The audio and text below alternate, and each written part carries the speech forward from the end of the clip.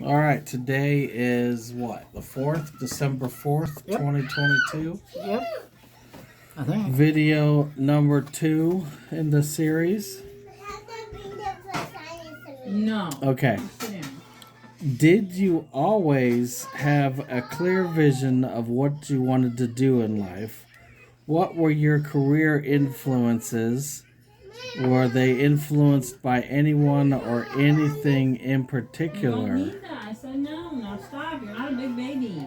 Never really had a plan. Just kind of did whatever I needed to do to raise my family, and no influences. Just got into what I do now and worked at it.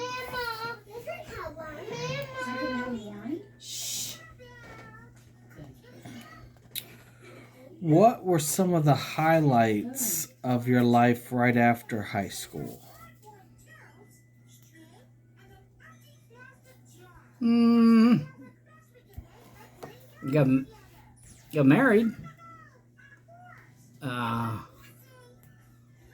Moved out of state and worked Chrysler plant for a while, and then we kind of got tired of Illinois, so we moved back to Ohio, and I got jobs, and we got a house, and had a family.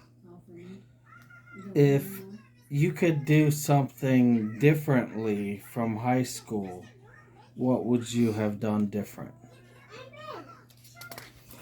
I think I'd have studied a little bit more and went into a different field, but when you're fresh out of high school, all you want to do is run and think you're on top of the world, and you don't really. A lot of times you don't prepare for things, but I'd have prepared a whole lot different in life. Sure. What was the first job you had where you got an actual paycheck? I worked at a foundry right out of high school, right in '74, and a friend of the family that lived down the street from my grandma's house got me the job, and I worked at a foundry for about 3 or 4 years. How old were you when you got that job? I was 17 years old. Wow. And did you like working at that foundry? I made good money for back then because I was on piece rate, but it was hard work and dirty work because we were making the bicentennial plates, and you'd have to polish them, and you got quite black polishing them because of the polishing dust. But I made real good money back then, so I think I was making back in '74 like 600 to $750 a week. Wow. But we worked for it. We had to put plates out really fast. Do you still have those plates? I have a set of them somewhere, but don't have all of them. I have some stuff. The foreman used to give everybody something out of the foundry every Christmas. So I've got some candle sconces and some plates and things. So, other than the foundry, what other jobs did you have after high school that you remember, or are there any jobs you had that were worth mentioning that you remember from the early days when you were out of high school? Well, I worked a foundry job for about 4 years, and then in '78 we moved to Illinois, and I worked at Chrysler for 3 or 4 years. Then when I moved back home, I started working at a gas station to get settled in. I just couldn't live in Illinois. It was just a fast pace. I liked my job there at Chrysler because we got paid really good money there too, but it wasn't home. And you were born in '78 at the hospital there in Illinois. And then we all moved home. And I worked at the gas station for a while, and then I worked some different places. What would you say was the best job you ever had?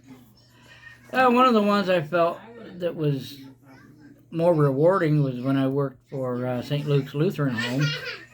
I was a maintenance man in the maintenance department there, and it was enjoyable to help people, and especially the elderly. You know, beds needed fixed, wheelchairs needed fixed, whatever came up, we done.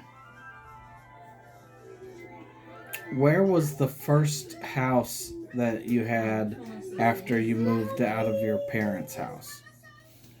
We rented some apartments. I never got into houses. We lived in a little house when you was young on Bryan Avenue in Canton. We lived up off of Oxford. We lived two or three places, and then when my parents moved to Florida, we bought their house on Steinwood Avenue. What do you think was the most important thing you learned in school that actually helped you out in life?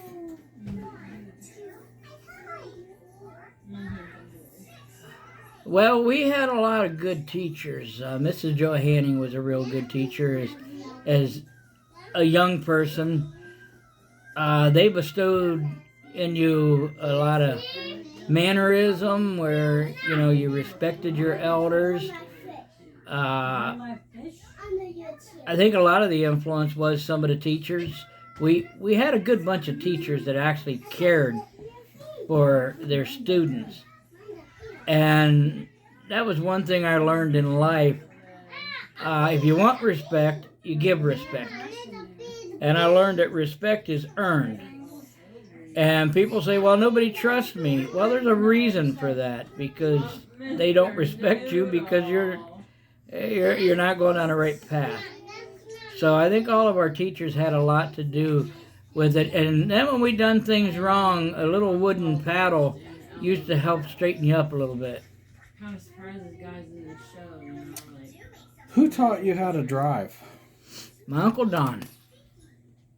He had a Ford station wagon, and he told me one day, I'm going to take you up to get your license. And I said, well, I don't have any temps or anything. He said, that's all right, we're going to take you up and get your temps. So we were going up the road, and he was letting me drive. I didn't have my temps at the time. And we stopped on West Tusk at a red light. It was winter time. And all of a sudden, I'm sitting there at the light, and somebody hit us in the back end.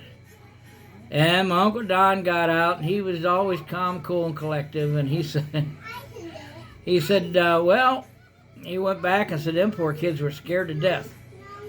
He said he looked at the car, he said, they're damaged to yours, but none to ours. He said, I don't care, we'll just go on our way.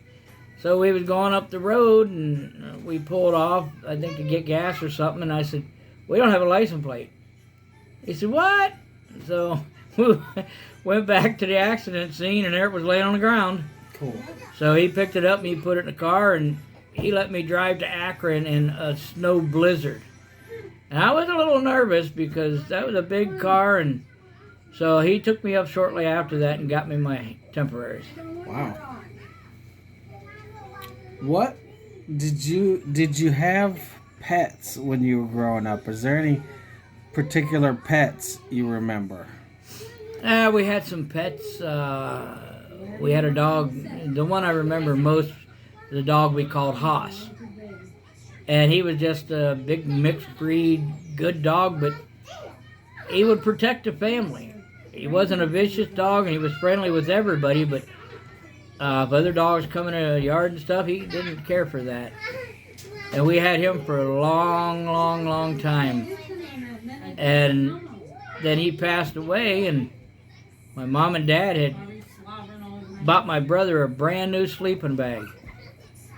And it started getting cold, and Dad told Roddy, he said, well, get your sleeping bag. He said, oh, I don't have it. And he said, what'd you do with it? He buried the dog in it. Wow. So Dad was not really happy about burying him in a brand new sleeping bag, but he's buried on the property down there. And then, of course, when me and her mom were dating, first dating, she wanted a dog. So we got a dog that we named Buddy. And he was just a little long-haired dog, and we had him like 17 years. Wow. And had to put him down because he had had a stroke, and he had cancer all over his body, but he didn't have no teeth left, he couldn't eat. But he went with us on vacation everywhere, and he'd just crawl up under the seat of the van, and the camper van we had, and he would sleep. But that's, after we got married, and we had him, and then we started our family, and had him for a long time while our family was there. No, man, Mom just told you no. Did you ever have any hobbies that you enjoyed? I like putting together model cars. I've got about 3,000 of them. Then get back over here. And I'd buy them at garage sales and tear them all apart. Okay. I'd put headliners in them and floor mats and cover the seats and paint the pinstripes on the wheels and make them look like real nice cars. But that's the only thing I got into with models. We liked bowling. We was on a bowling league for 3 or 4 years with some good friends of ours, and liked working on cars. And we changed when I don't know how many motors and stuff we changed, but me and my Uncle Bob, we would change motors at least twice a month probably out of different vehicles and find them that are wrecked and put front ends on them. And he really liked the one, so I bought it for the motor. I give him the rest of it, and he picks it up really nice.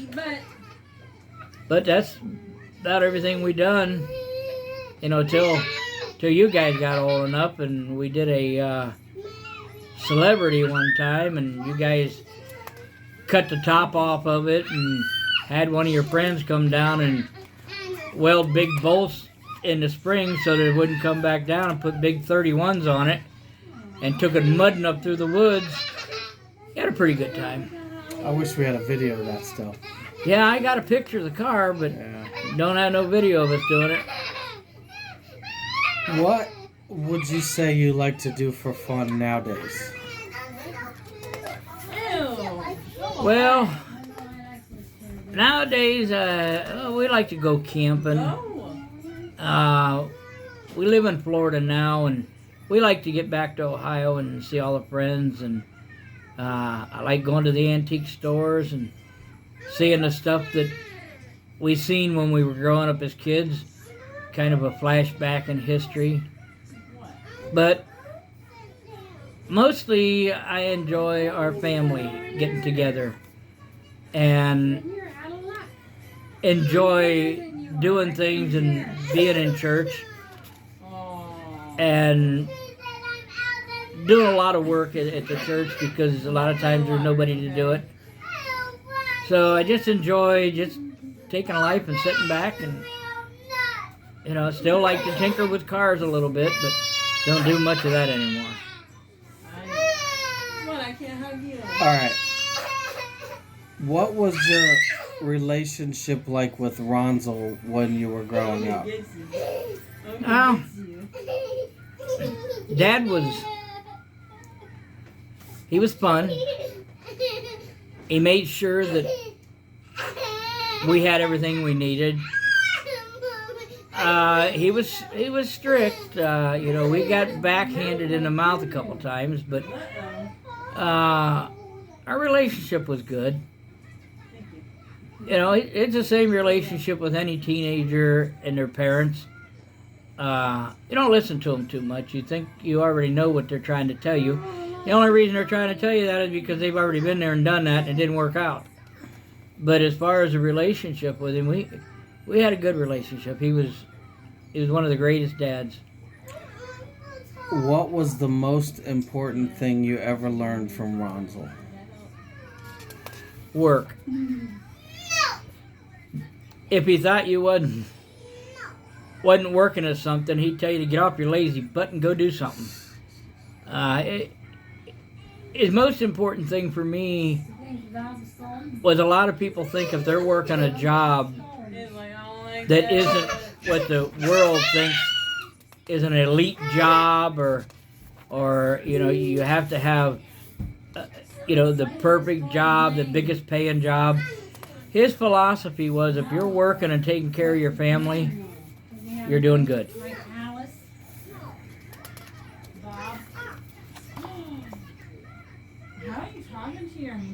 What would okay? How many siblings do you have? 2. And what is the name of your oldest sibling? Ronnie. Okay. And so you have another brother named Tim.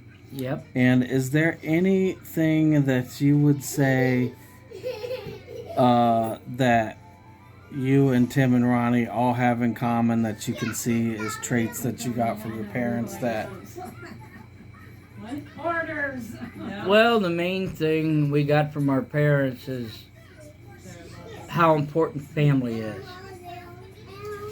And I know a lot of families, when parents pass on and stuff, they want to fight over everything they have. And thankfully, we didn't have that in our family. We all got together and we agreed on everything. And we just basically, they taught us that family is all you really have. And that, it's not only just siblings, that's, all your family. You can have the fanciest cars and someday they're going to be wrecked or rotted or gone away, or you can have houses and they're going to rust and burn or whatever. But if you got a tight knit with your family, then that's really what counts. Did you and Ronnie get along when you were growing up? I know Tim was a lot younger, so you probably didn't even really... Yeah, we got along about as well as any brothers get along. He was 3 years older than me, so obviously, as you got a little older, you didn't want your youngest brother hanging around. And I always wanted to go and hang around with him, and it didn't happen a whole lot because his friends were all older and stuff. But basically, we got along. But we fought like other brothers and stuff did, and we could fight with each other. But if somebody else was to fight with one of us, they had to contend with all of us.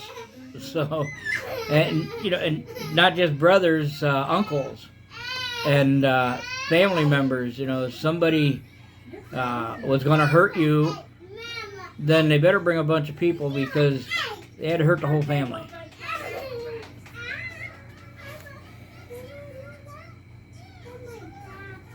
In what way has your relationship with your brothers changed over the years? I don't think it's changed so much. Tim moved down here years ago when he was just 12 or 13 years old. So he was down here a whole lot longer than what we ever was. And then my brother Ronnie moved down. Mom and Dad moved down here in Florida in '81. And we had bought the house off of them.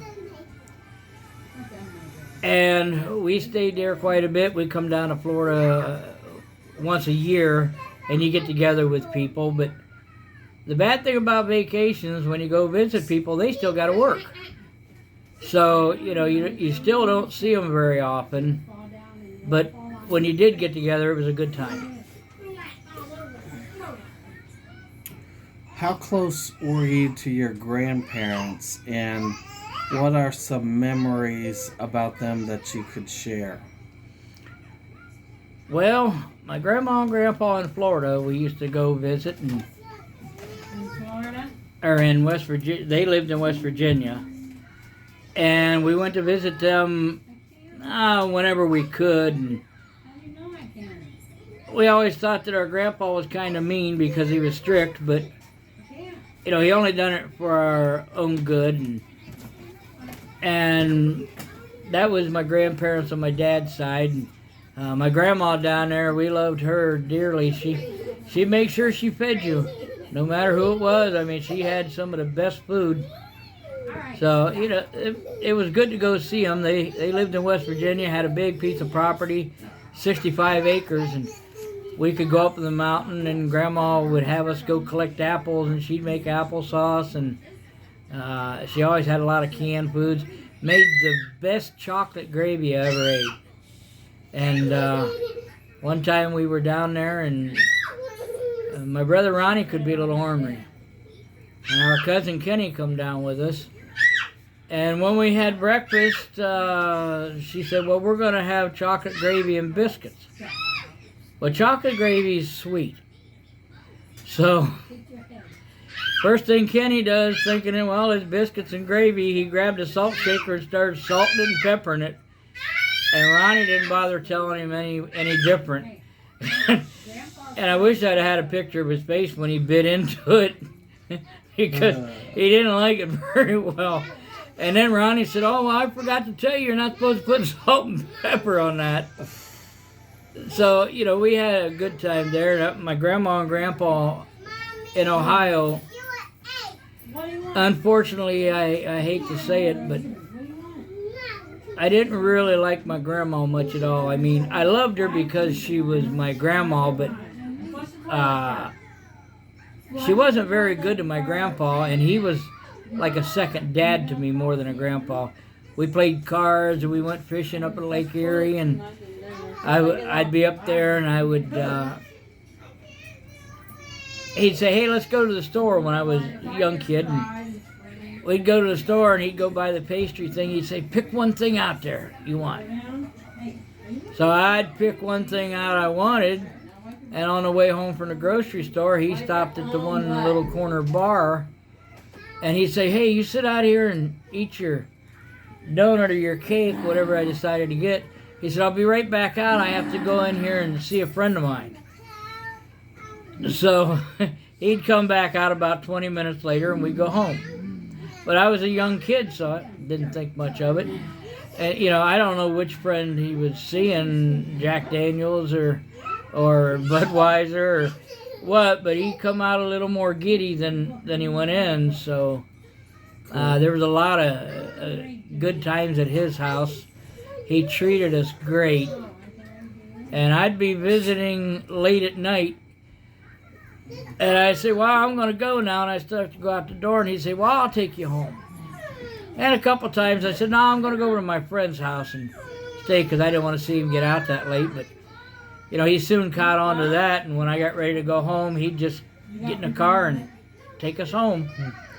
So I really loved my Grandpa Dively, and he raised a lot of kids, but he treated them all the same.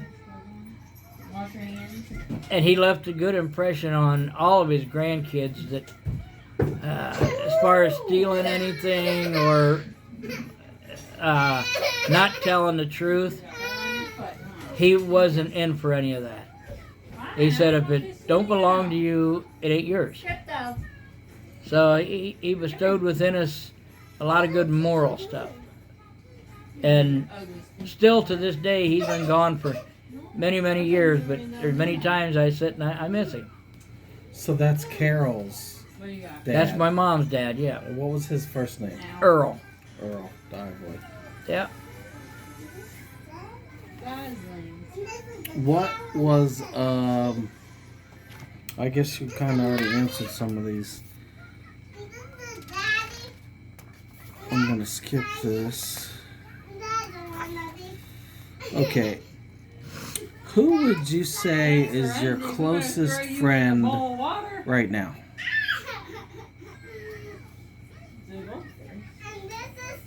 Well, I've got a lot of friends. You know, since we moved to Florida, I really can't say I got real close friends here. There's a lot of people I really like. Whoa, what's that? When I was in Ohio before I moved down here, there was a guy by the name of Gary Witz. He's probably one of my best friends. And we used to hang around a lot together.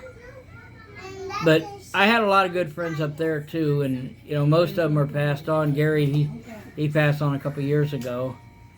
But I had a business one time, and he's the only friend I ever trusted with all the keys to my business. So I'd say he was pretty much my best friend. Is there anybody that you would say you've been friends with for more than 20 years? Yeah, there's a lot of friends I've been friends with. Dean Sleuts, we used to go to church with in Ohio. His family and our family were like family. And then there was, your bar friends and stuff that you would see occasionally. They weren't like invite them to a family picnic. But then, like I say again, there was Gary. There was several people that I could call friends in Ohio. I had one guy one time. His name was Ronnie. I needed to pull a camper down to Pride Valley and couldn't find nobody to do it. He come in and he said something about, I heard you need to move a camper. I said, yeah. He said, well, let's go do it tomorrow. So, I considered him a friend because, he had a truck and, it took a big part of a day out of his life. Thank you. Getting it down and getting it set up and stuff. And that's, we stayed in that camper till we finally got rid of the camper and we moved to Florida.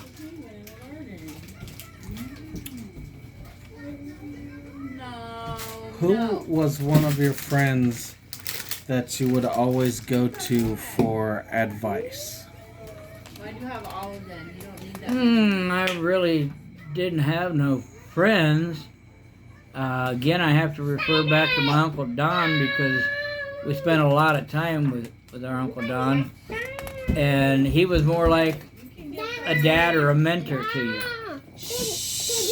And, I would have to say he would be the one. Or my Uncle Bob, I used to ask him a lot of things, advice on a bunch of different things and stuff. So mostly it was family. It wasn't friends. All right. We're going to wrap it up for video number 2 now.